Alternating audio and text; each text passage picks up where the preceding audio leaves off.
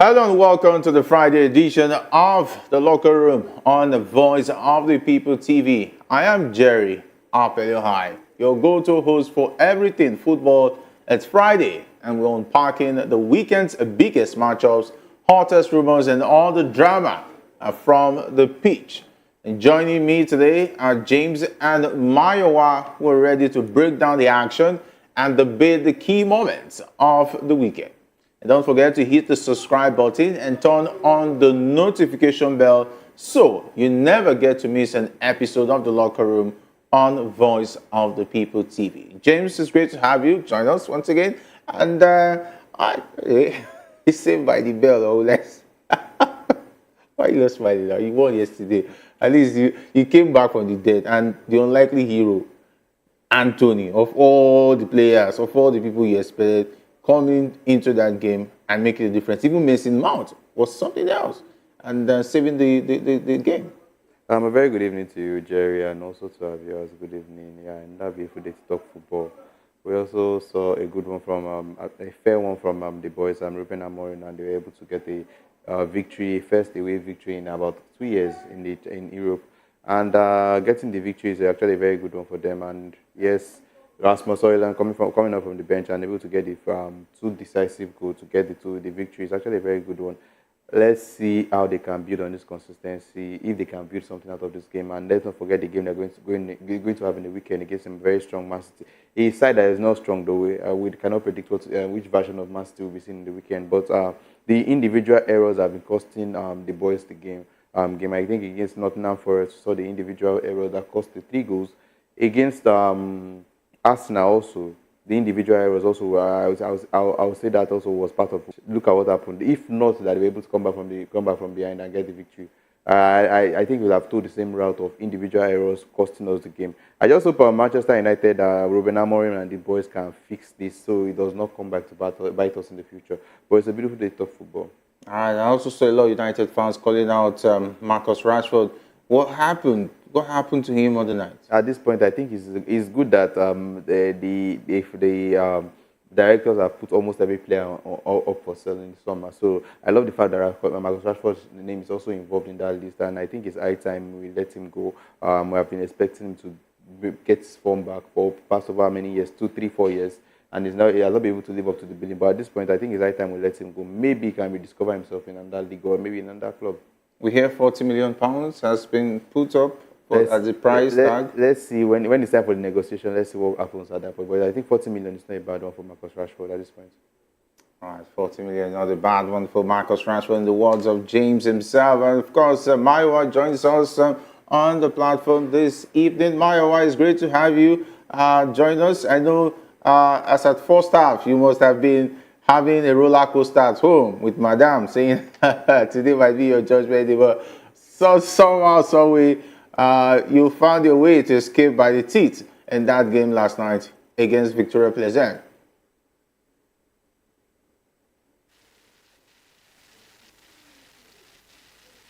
All right, it seems like Mayowa can't hear us, and of course, we would like to have your input and of course give you a proper introduction with that one on the show this lovely afternoon. All right, let's start with the Nigerian Football Federation. We hear is looking to hire a Japan coach for the senior national team ahead of the World Cup qualifiers in March. And after successfully qualifying for the AFCON tournament under interim coach Austin Egovon, we hear that Bruno Labbadia might be the man they are looking at to appoint as the Super Eagles coach after the supposedly appointment did not go through.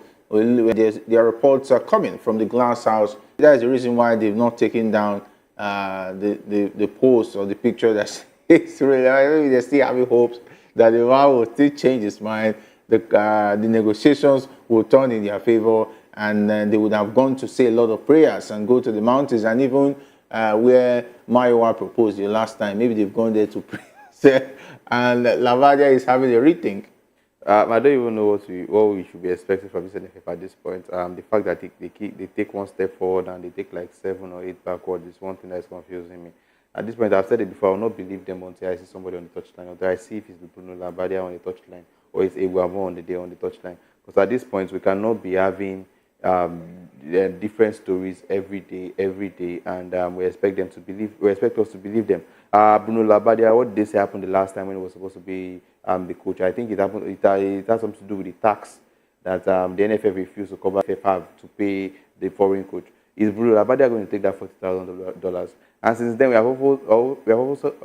also heard about whoever is going to be the manager is going to be taking a pay as you go, and if he qualifies for it, agree to all this term before they are coming to tell us this one now. Because we don't want to go through another rigmarole or waste of time, and you come back after a few weeks and you hear the story that it didn't work out. We have to stick with a Gavon for the next World Cup qualifiers. Now, the biggest question is: Bruno Labbadia going to guarantee us qualification for the World Cup round, from the group stage, from the qualifiers? That's like the most important question. Whoever it's going to be, I don't know who it's going to be, but whoever they are bringing and it's going to be earning about $40,000, $50,000, I think he should be able to guarantee us something in the future. Because going to hire Bruno Labbadia and he does not do the job, he does not cut the slack for the whole period, for the whole World Cup qualification, and you say, okay, let's manage it for the AFCON. And the AFCON, we don't even get past the group stage or maybe the knockouts. I still know it's not the right investment for me. But let's see what the NFF decides in the future. But for me, I'm not even moved. I'm not even shocked about this news, because it's still going to end up being their regular play and regular false information that they release to us, the media. All right, so Mayowa, we understand you're back with us, and he says he can't hear us, but I hope you can hear us now. Mayowa, it's great to have you join us on Locker. Yeah, I don't know. I can't hear you guys. I can't. Okay. I can't hear you guys. Oh, that's pretty serious. But we can actually hear you, and it's pretty sad that he says he can't hear us. But it's all good, and we hope that is resolved, and hopefully he gets his input on the talking about the Bruno Labbadia story, about maybe there will be a proper renegotiation about him being the Super Eagles coach. But James has already said that he is not keeping his hopes up. But whether you like it or not, if Bruno Labbadia eventually gets the job, he will have no option, because he's still a decent coach. Looking at his CV, we hope that with what he has on his CV, he has what it takes to take the Super Eagles up there. And of course, the fact that, let's not forget, he's been linked to JJ Okocha, who was one-time captain of the Super Eagles and played alongside Bruno Labbadia during his football days. And we expect him to give him all the necessary support and exposure of what to expect coming into coaching the national team. Even JJ Okocha himself does not know what to expect from this particular NFF. Talk more of him giving information to Bruno Labbadia of what to expect. Bruno Labbadia, yes, he has done it in the Swedish league, but what has he done outside the Swedish league? Has he managed any team in Africa? Does he know how it works in Africa? Yes, he's going to come to a job, and let's not forget how difficult this job is. A job that someone like Averena, that has had a taste of African football, that knows what it is to manage teams in Africa, turned down, even when the money was right. He turned down the job because he knew the state we were in the World Cup qualification. What did Bruno Labbadia take all those into consideration? Or Bruno Labbadia is just taking this job so he can boost his CV? If he had managing the Super Eagles of Nigeria on his CV, you know that's a big boost compared to what he was doing in the Swedish league. So is he coming, and is he guaranteeing us a shouting in the World Cup qualification? The answer is heavy no. Because before he comes, let's not forget, there are no friendly games for him to even say he wants to test and see what the players are capable of doing. There are no friendly games. His first game is going to be against Rwanda. How prepared is he when he takes over the job? That's if at all this NFF are saying the truth. So I think the drama, that the whole plot that has been playing to bring him in as the manager, I think he's not even making anyone believe what he's going to do as a manager whenever he takes over the job. So at this point, I'm not even expecting anything from them, and it's just to sit to one angle and watch as NFF continue to unfold a new drama, a new series every day. Because at this point, I'm tired. All right, so of course the drama continues in the search for the coach of the Super Eagles, as far as who takes over the Rams ahead of the World Cup qualifiers in 3 months' time. That's the month of March 2025.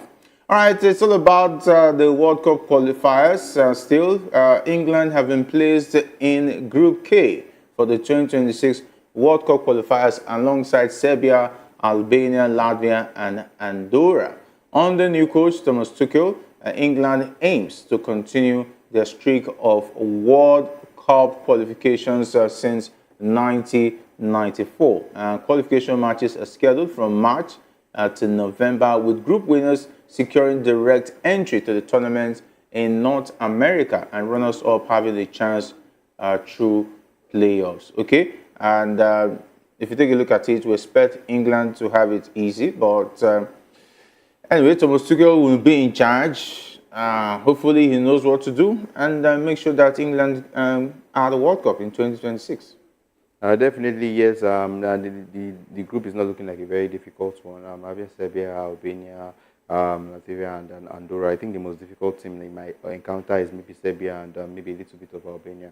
And considering the team that the English Three Lions have currently, I think they should be qualifying from this group without any stress. And having giving Thomas Tuchel enough opportunity to rotate his 11. Having the fact that they have a lot of talent on their side. So I think this is an opportunity for Thomas Tuchel to arrange the boys and try to figure out the strongest 11 going into the main competition, also the Euros.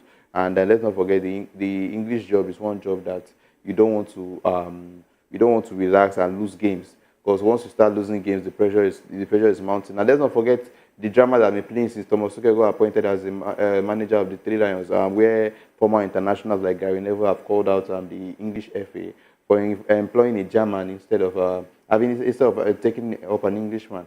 So at this point, the balls are left in the hands of Thomas Tuchel. He just has to hit the ground running and try to get the results. At least try to keep the doubters wrong, keep them short, and maybe build confidence for the Three Lions. All right, maybe build confidence for the Three Lions. The final group compositions depend on the outcomes of the UEFA Nations League quarterfinals in March, where teams like Spain, France, Germany, and Portugal will compete.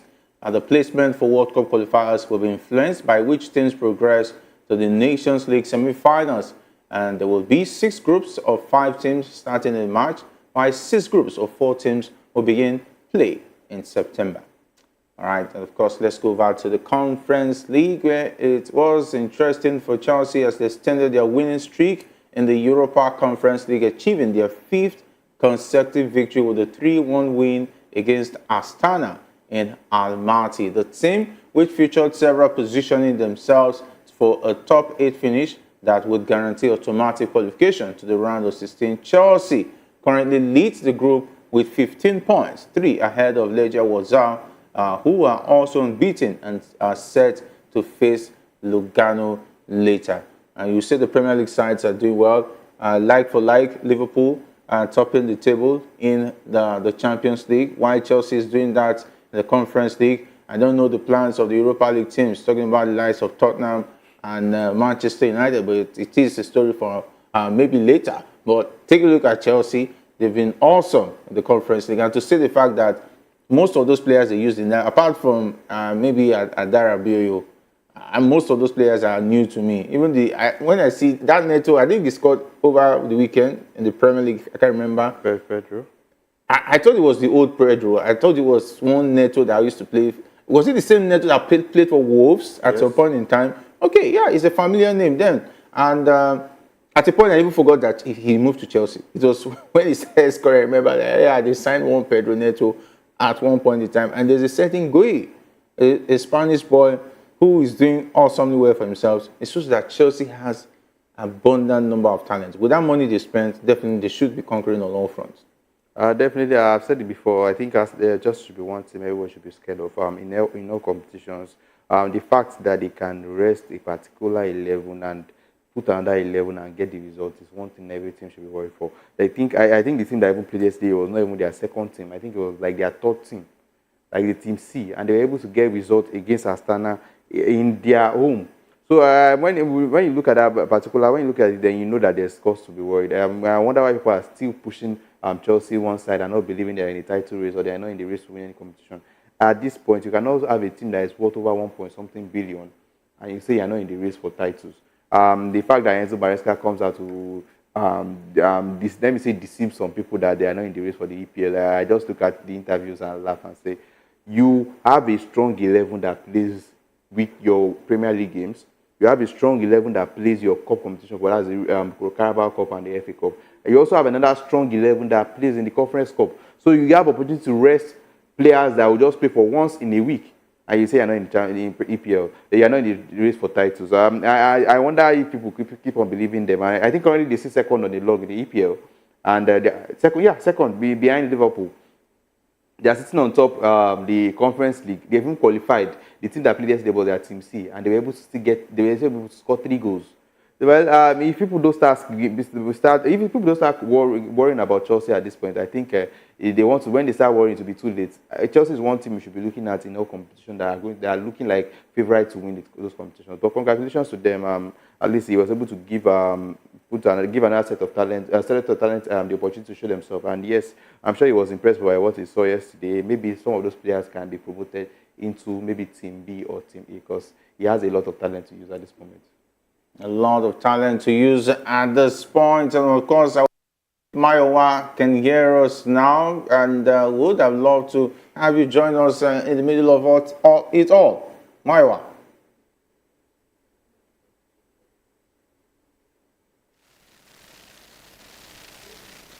All right, it seems like Mayowa is not ready for the Friday edition of the Locker Room. But let's also talk about the Europa League. Rasmus Højlund played 2 goals, led Manchester United to a 2-1 comeback from a dead victory over Victoria Pleasant in the Europa League. While Tottenham drew 1-1 with Rangers, United, now 7th in the league phase, faced an early setback when Matej Vidra scored for Pleasant, but rallied back with Højlund's goals, including the winner from a beautiful set-up free kick by Bruno Fernandes. All right, and of course for Manchester United, what seems to be the issues with United was in spite of the fact that Ruben Amorim is looking like he's back, but the team somehow has failed to really live up to all of the expectations, and they've had 2 losses in as many matches since Ruben Amorim came on board. All right, Mayowa, can you hear us now? Yeah, I can hear you clear now. It's very clear now. Okay, you just came at the right time. We're talking about Manchester United right now. What seems to be the issues? Because sometimes it looks like everything is all right, but somehow, back here they say it's Ogbanje, but I don't know the spirit that's working at United. Maybe you go to that place that you normally call for some help for Ruben Amorim. Well, they call something Abiku in Yoruba. I think Manchester United, they are a typical Abiku this season. They will give back to them today in terms of playing well. The next day, they have gone back to their creator. I think that has been what has plagued Manchester United. But I think there's a bit of stability. I mean, Ruben Amorim has been able to shoot us out of not qualifying, a position of not qualifying into the 7th position in the Europa League. And just to know, we've not even lost a single game. However, I think there has been a whole lot of consistency issue. Yesterday, in front of goals too, we're not very clinical. We're just so lucky that Pleasant decided to remove their foot from the gas, and that was the reason why we were able to get back in that particular game. We had a whole lot of chances to bury that particular game. We did not, and I think in as much as we won that particular game, we struggled to win. We never looked like a team that we never looked like a team that really had the power to be able to dispatch their Pleasant. I mean, anytime they were on the attack, I was afraid for Manchester United. And I don't know what came over me yesterday that I was so invested in that particular game. I was really scared for Amorim and the boys. And unfortunately, luckily for us, we were able to win. A whole lot of work needs to be done. A whole lot of players needs to leave. I think I've said it over and over again. Ruben Amorim does not have the players, to be able to deploy what he wants tactically, and that needs to be fixed. To be honest with you. All right, that needs to be fixed. And of course, they were calling out of Marcus Rashford, saying that it looks like the man is not ready. He should be taking his bow. But should he be blamed for a poor performance in that game.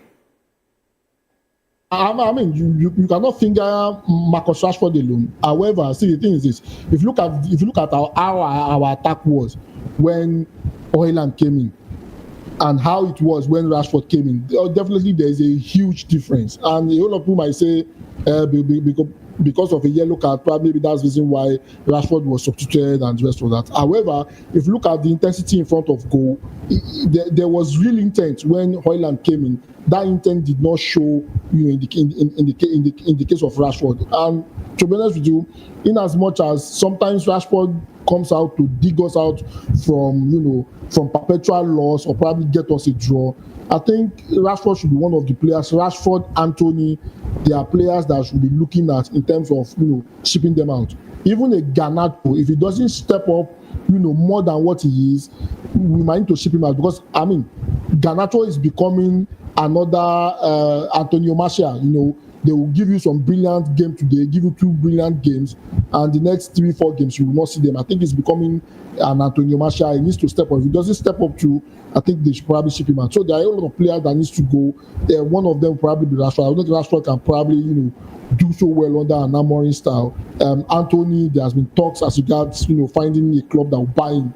I hope those players can leave so that Amorim can bring in his players that can probably suit what he wants. Because if he wants to stick with what if he doesn't want to change like Ten Hag did, there's going to be a whole lot of heartbreak for Manchester United, and that might put him under a whole lot of pressure to change his style and adapt and probably just cope the same way Ten Hag did and intended it badly for him.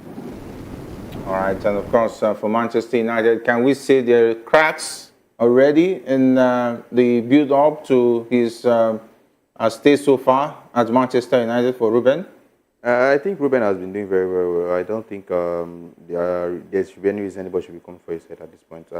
I think looking at the games he even lost, they lost against 2 teams that are doing very, very well than what Manchester were doing this season. Nottingham Forest, they were currently sitting at 4th or 3rd in the log before the Manchester United game. And also an Arsenal side who is obviously in contention for the EPL title. Those are the 2 teams they lost. And I think the positives that you can take out of it is that there's a style of play. When you watch Manchester United game, you are seeing a particular style of play. They are not deviating from that. And I think, like my wife said, the players are the issue. Most of these players cannot work under this system. Players like Marcus Rashford, I think they should be shipped out at this point. And maybe Garnacho, like you rightly mentioned, Garnacho has failed to live up to the billings since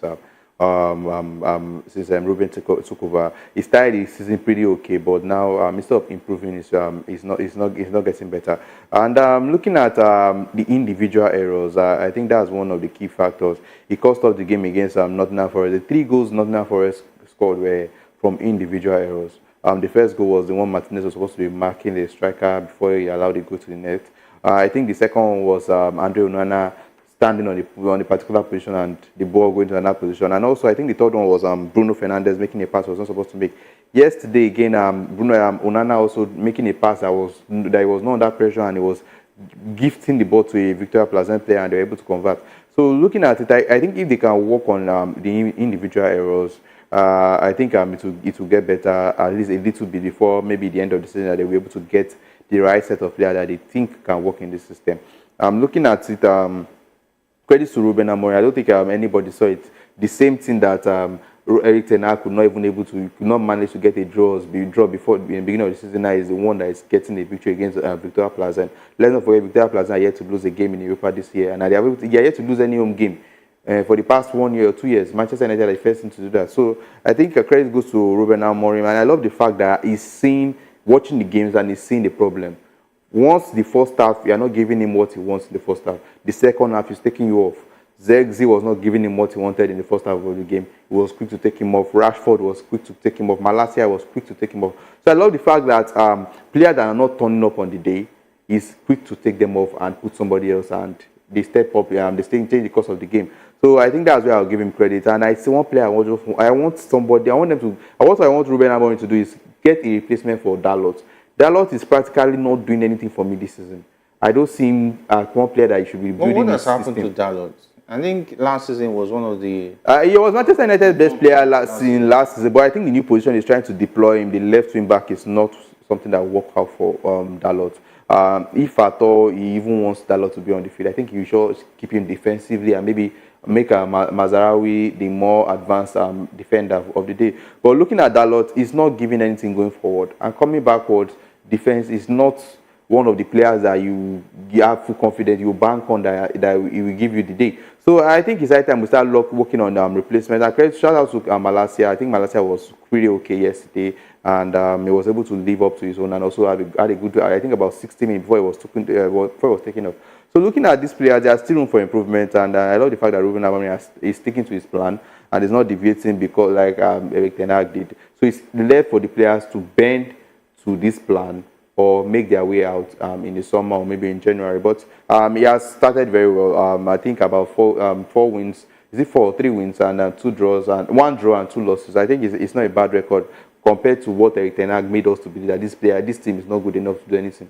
So let's just see how he's going to build on this particular one. All right, let's see how he will be able to build on this particular one. In contrast, Tottenham Hotspur, the man who wins something every second season, his side is sitting just below Rangers in the standings with both teams tied on 11 points. Struggled despite a late equalizer from Dejan Kulusevski after Rangers' Hamza Ingomani had initially put his team ahead. Tottenham's goalkeeper Fraser Foster made the crucial save to keep the score level as well. Mario, what's happening to Tottenham? I even saw Leon Balogun in that game. He's still sharp. He still has what it takes. Maybe a return to the Super Eagles. Maybe eventually, with that performance, with the little I saw of Leon Balogun, Rangers are not really a bad side, but Tottenham definitely failing to deliver once again. Well, maybe that's the reason why some people in the NFL flew to England and somebody gave them a PowerPoint presentation about building the team around Leon Balogun. I think Leon Balogun has served Nigeria very well. He can probably come in and probably because of the experience, just share his experience with the younger ones. I don't think we should be fielding. I think he still have enough quality. However, our central defense, we don't have the fastest of defenders there. So having two central defenders that are not, that are not doing well in terms of their speed will probably spell doom for us. So that's the reason why maybe if Leon Balogun will play, somebody else will have to sit down. But in any case, for Ange, I think things are not going well for him and continues to struggle. He has been losing games. He has been drawing games. I think probably Man City cost him because immediately after he defeated Man City 4-0, I think since then he has not won a single game. He has been drawing and he has been losing games. And I think one thing I like about him is this: in as much as he's getting the stick for not winning the game, I think people should the fans need to be patient with him. He's sticking to the plan. I think he has an issue with his players not stepping up. He has a particular pattern of playing. He has a particular way of playing. And one thing I like about him, in as much as I don't appreciate the fact that, he was attacking the fans because the fans, are part of, the people paying his wages. I mean, he has stuck to his style of play. I think there's a need for him to do a whole lot of recruitment. The question now is this: is Danny Levy supporting him? I read the report as regards, Danny Levy and Ange, having giving each other coach shoulder because of the fact that Danny Levy is not supporting, his transfer ambitions, and that's the reason why Tottenham are where they were at the moment. There is a need for Danny Levy to pump in money to that club, release money for Ange to be able to buy, players. If you see how Ange is playing, you already know he has a pattern. You already know what he envisions for the club. However, he doesn't have the personnel to do it, and that's the reason why things are not going right for him, to be honest with you. All right, of course, things are not really going right for him, but overall, Lazio leads the tournament standings, and let's not forget that Tom Dele-Bashiru plays for Lazio. And he was on the score sheet yesterday. He was on the score sheet. He's been on form this season, and to say that he's on loan, I think it's high time Lazio secure his signature on a permanent basis, because I want to say he has delivered fantastically well for Lazio. And of course, we continue to see what he brings to the Super Eagles as well. It has been a very interesting season for Tom Dele-Bashiru, and Lazio, currently topping the Europa League, says it all. Myron. Lazio has been very fantastic. The only thing we have in common with Lazio is we have not lost a game. I mean, Lazio has not lost a game. They've ended up winning 5 games and drawing one. Even the draw they had, it was because they missed a whole lot of chances, and that's the reason why they didn't have a perfect record. Dele Bashiru, I was able to catch up with the game yesterday, and he's in fantastic form. I think a whole lot of our players playing in Europe, they've been doing really well, and I hope we can translate that form into to what we need in match, because I mean we need all our players to do very well in match. Like you rightly said, if Lazio do not sign him, they will be missing a whole lot. I think he has made his impact felt in Lazio, and I think the kind of performances he's putting in both in the league and in Europe is an indication that the loan move should be made permanent if his parent club will allow him to go. Because I mean, for them to loan him now, probably they don't have him in their plans. If they see his performance now, maybe they might decide to keep him and bring him back and keep him and probably make him an integral part of that team. But if not, I think it will be a good buy for Lazio because of how improved he has been, because of his contribution to the overall performance of Lazio this season. Good one for Dele Bashiru. Good one for Dele Bashiru. And of course, they defeated Ajax last night, and they're closely followed by Atletico Bilbao.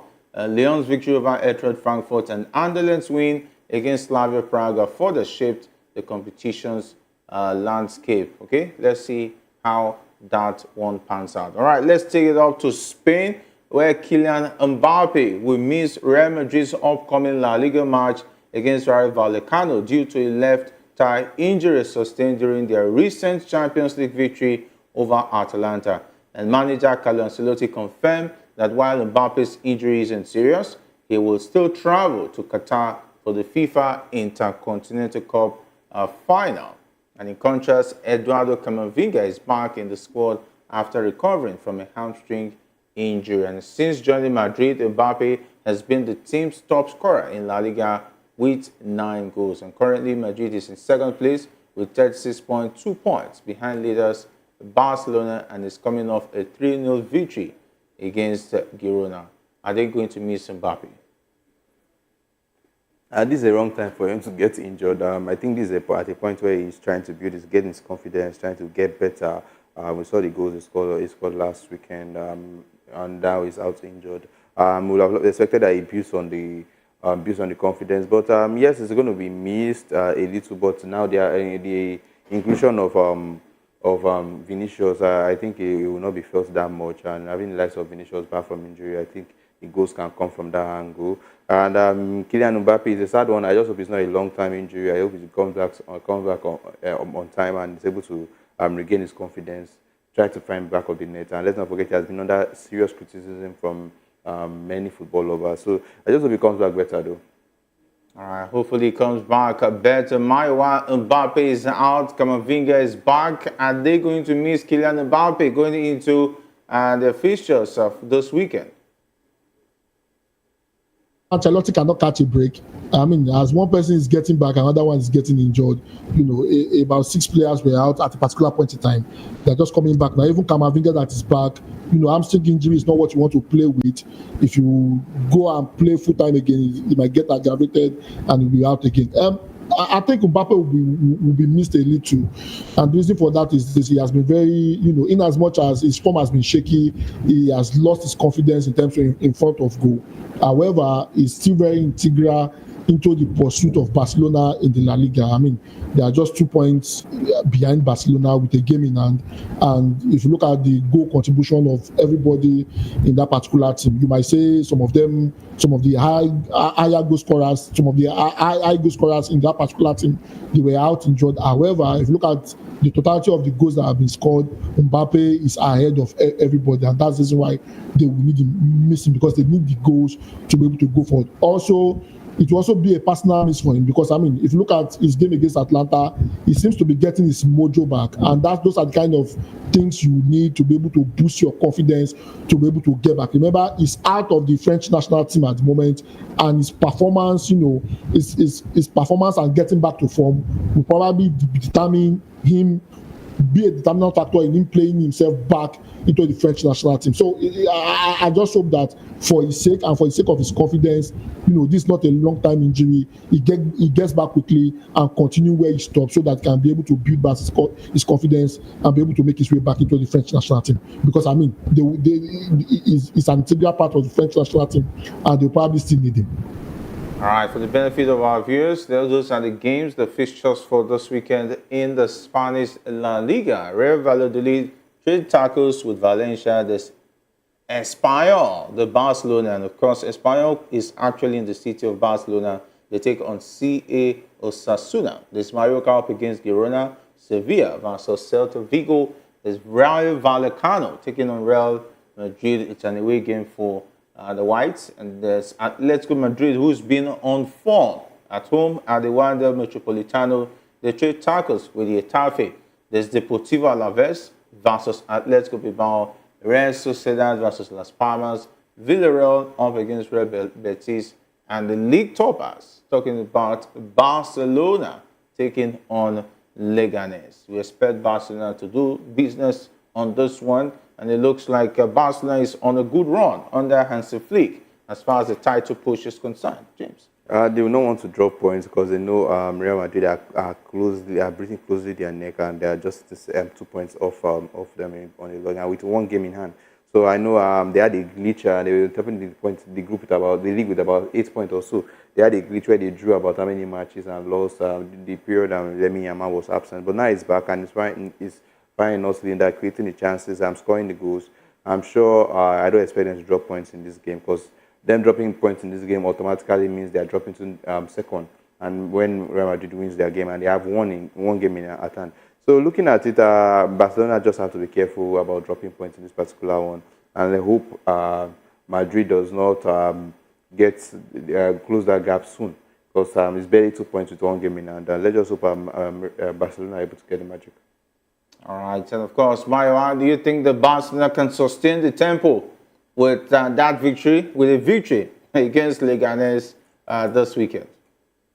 On a lighter note, somebody said La Masia England branch, lost a player and their season began to crumble. La Masia Spain branch, got a player injured. A player got injured, and they squandered 8 points. I think Lamine Yamal coming back is another advantage to them.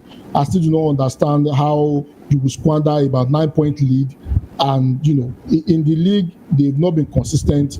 They've not won any game the last 4 games, draw, losses, and that's what they have recorded, and that's the reason why Madrid is even having a shouting chance at probably topping them in the league if they win the game in hand. But with Lamine Yamal coming back now and his inclusion back into the team, I think probably give them the boost to be able to do it. However, Barcelona being over reliant on Lamine Yamal is an indication that if you want to cut out Barcelona, get a way to stop Lamine Yamal, and Barcelona will become a toothless dog. And that's the picture Hansi Flick's team is currently painting, which I don't think is nice for a coach that has a whole lot of experience. I think he should be able to adapt and not be over reliant on Lamine Yamal. God forbid he gets injured again. Maybe the next 2 months he gets injured again. The team will just crumble again. In as much as he's back, it will be another advantage to them. But as Flick needs to find a solution to the Lamine Yamal problem, because if he gets injured again, they might just kiss the league goodbye. They might just kiss the league goodbye if Lamine Yamal gets injured again. All right, let's go back to England. Pep Guardiola has acknowledged that Manchester City will struggle to regain their peak form until his injury-ridden squad is fully fit again. As they prepare for Sunday's derby against Manchester United, Guardiola's team is currently sitting in 4th place and has only secured 1 victory in their last 10 matches across all competitions. A recent 2-0 loss to Juventus of the Champions League has left City at risk of missing out on the knockout stages, and they find themselves 8 points adrift of Premier League leaders Liverpool, who have a game in hand. It's funny that Manchester City, in spite of the fact that they've only won 1 game in as many as 10 matches, they are still 8 points behind league leaders. And I think I don't want to join the wagon of saying that they have injury problems. I think it's only Rodri at the moment. De Bruyne is back, Erling Haaland is there, Gundogan is there, Kovacic, John Stones, Phil Foden, Gavadio, Ruben Diaz, Ederson Moraes. Who else? Are they going to export players to now play for them if Rodri is not available? The fact that Guardiola is making excuse of the players out injured. There was a particular time, seems like last season, where Pochettino with Chelsea was suffering with injury crisis, where Newcastle Eddie Howe was suffering with injury crisis. Eric Ten Hag also was suffering with injury crisis. I'm not sure any of those managers went 10 games and winning just one game. Yeah. There was never a point where they went 10 games and they just got only 3 points. So the fact that with all the experience that Pep Guardiola has gathered in his lifetime as a coach, after doing it in different leagues, they are telling me now that because of 3 players that are out injured, basically I think the most important one is Rodri and maybe the likes of Nathan Ake and Emmanuel Akanji. Those are the top players that are out injured. The rest, Lewis was suspended in the last match. These are not players that should be determining that to allow you go 10 matches and you just get 3 points. So the fact that it's bringing in an injury, I just think it's excuse. I hope the players come back can come back soon enough, and maybe in January they're able to get a DM that will cover for Rodri to the end of the season, and let's see what Man City are going to do. But the fact that Guardiola is making excuses of the injury, I think is sad, and it's not supposed to be doing that. We have other coaches in the league who have had injury battles, injury crisis in the past. There was a particular time this season where Arteta had to play about 2 months or a month without Odegaard, and in that period they faced teams like Bayern Munich, Atalanta, and they got victories. So what's the excuse of Pep Guardiola? Mikel Arteta does not have the experience that Pep Guardiola has in coaching, and Mikel Arteta has not won what Pep Guardiola has won in his coaching career. So I see the reason why Pep will be bringing the excuse of what they call it, of Rodri. If Pep Guardiola was the manager of maybe a team like Manchester United or maybe Chelsea or even Liverpool, he will not be bringing this kind of excuse, and the media will not eat him up. You cannot be managing a top club and you have spent over many million, and you are managing for about 7-8 years. And because of Rodri is out injured, they are making excuse that your players are not fit. I saw the news and I was like, what is this guy saying? Let's also play. The game they have this weekend, 2 teams that are very not inconsistent. I saw a tweet on Twitter that on X, was it yesterday, that this is a game that the both teams might end up losing the game. That's both Manchester United and Man City. I'm looking at the game. You don't even know what to expect at this point. All right, Mario, I have gone through an analysis of what is actually up against Manchester City in terms of the 115 charges. And I must tell you that it does not look good for Man City at all, because the FA is going to come hard on them. And what it means is that Guardiola might have to risk losing all of the EPL titles he won as Manchester City manager, because it dates back to the days of Roberto Mancini, where investigations are also revealing that he was paid double salary, and there were a lot of cover-ups in terms of player signings, a lot of doctored books. At a point, they were fighting the rules in England. They were even threatening the English FA and even the Premier League that if they get destroyed through the rules, they might have to join the Super League. It means that City knows that there is fire on the mountain. Maybe that's what's worrying Guardiola, is he's having sleepless nights. Maybe he might also be facing jail time. That is why he's afraid and not really concentrating on football right now. He has said that Man City job will be his last job as a coach. He has said it, so that means he has 2 more years of coaching to do. However, there's a whole lot of things going on. Guardiola coming out to make excuses about players getting injured. The excuse is not tenable. Injury is part of football. He has been coaching for the past 17 years, so he knows this like the back of his hand. So I mean, him coming out and saying each player getting injured is the reason and the rest of that, I sympathize with him, but that's not enough excuse for the poor performance. You went 10 games, you only won 1, and you lost how many? That's not an excuse. The bottom line is this: he's not getting it right at the moment. He's having his downtime, and he should just accept it and move forward. For the 115 charges, I've said it over and over again. If you do the crime, you have to do the jail time, and that's just the honest truth. When Mourinho took a shot at Pep, saying he won the league cleanly and not with any fraudulent thing. A lot of people were quick to criticize Mourinho. But the proofs are very obvious. Yes, it's still an allegation. It has not been proven in any court of law. However, if they have done things right, these charges will not come. And I foresee a situation whereby when they finally finish this particular case, Guardiola will be stripped of everything he has won, and that will just be, that will be so sad for him, because he has started himself as one of the best. He has been able to do something amazing for that particular, for the Man City group. However, you need to do it the right way, and they have not done it the right way. I'm hoping, for the sake of Guardiola, for the sake of his legacy, I'm hoping probably maybe at the end of the whole thing, Man City is let go and they let them go for the sake of Guardiola. But if not, it will just be, it will be a dent on the CV, and it will be so sad to see, owing to the fact that he said he's coming to the end of his career probably in the next 2 years. All right, does this really say about Manchester City? In terms of when they don't have money to buy players, Guardiola will not be challenging for titles, because it looks obviously that this last summer they didn't make any £100 million signing, and it could also be the reason why it looks like if Guardiola doesn't have money to spend lavishly and fraudulently, they will not be able to win titles. I think it's beyond that. I think there are a lot of things going on in the Man City house that we don't even know from yet.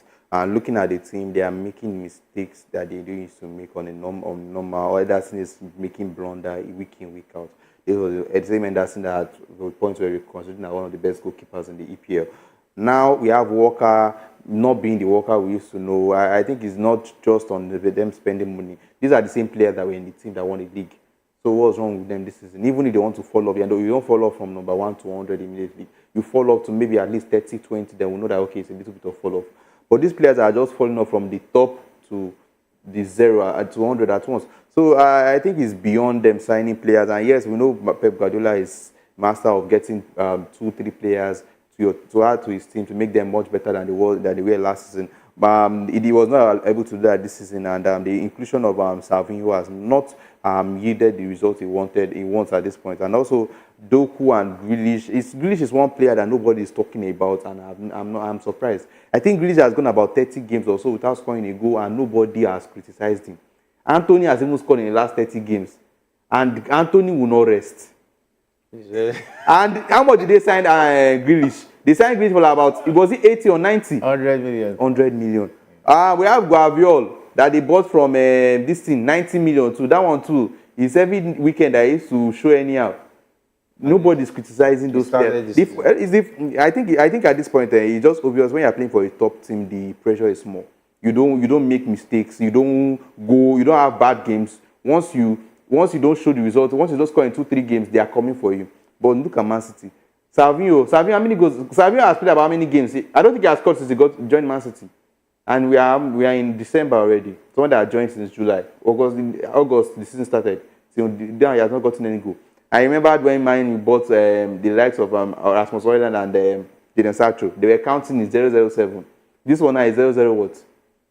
It is what it is. Okay, I even saw a Daily Telegraph headline that says that old lady beating the old man. Talking about Juventus are known as the old lady. And I don't know how they got about Manchester City being old men. That would be offense to players like Erling Haaland. I forgot that it's even their player. He's still a player, and of course, he started the season brightly, but all of a sudden, it seems like the rot has affected his form this season. Even Kevin De Bruyne's return has not changed the fortunes of Erling Haaland.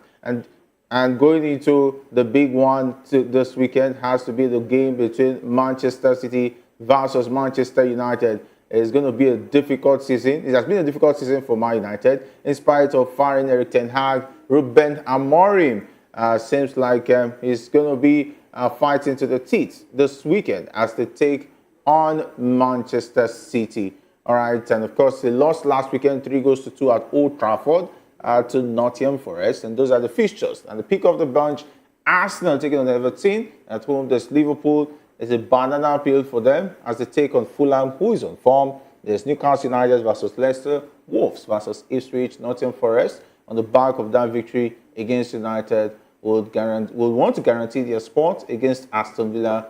Brighton versus Crystal Palace, Manchester City versus Manchester United. There's Chelsea up against Brentford, Southampton versus Spurs, and Bournemouth versus West Ham United. All right, Mayowa, your prediction for the Manchester derby before we take a bow. It's just we'll just do that in 1 minute, so you can leave. Well, for me, two inconsistent teams, but I think Manchester United might have an upper hand in this particular game. Man City has been plagued with uncharacteristic errors. Even they had to change their goalkeeper, and it's still not solving the problem. So, I mean, with what is going on right now, I think Manchester United will win the game. I'm tipping Man U to win 3-1. Wow, I don't know where Mayowa slept. Anyway. Yes, the prediction. When you consider what both teams are doing currently, I think yes, you want to give Manchester United the upper hand. They are the ones that look like they know what they are doing. They have not gone 10 matches and just winning one match. So I think it's looking like a Manchester United victory. Let's see what happens on Sunday. It's the Manchester derby. All right, and of course, I foresee a boring draw, maybe a 1-1 draw, and that is if Andrew Onana is still in the Black Friday mood alongside Ederson Moraes, if he's also going to be in goal. It's going to be a Black Friday for the goalkeepers, and maybe a 1-1 boring draw at the end of 90 minutes to save both faces of the Manchester side. All right, a big thanks to the guys behind the scene, talking about the likes of Manfred, not leaving out Alex, Jeremiah, and of course Ikechukwu. And of course, Mayowa, it's been awesome having you. Hope to have you return with us on Monday. It's always amazing to be here, and I hope Manchester United, give us the victory over the weekend. Thank you for having me. All the best in your wishes, and of course, make sure that you are in the good books of Madame before that game. All right, James is also having you. Awesome having you. Thank you for having me. We hope to see the results on Sunday and be here on Monday. All right, and that's a wrap on Locker Room. We'll come again your way on Monday. Until then, stay safe, and if not anything at all, do it the sport way.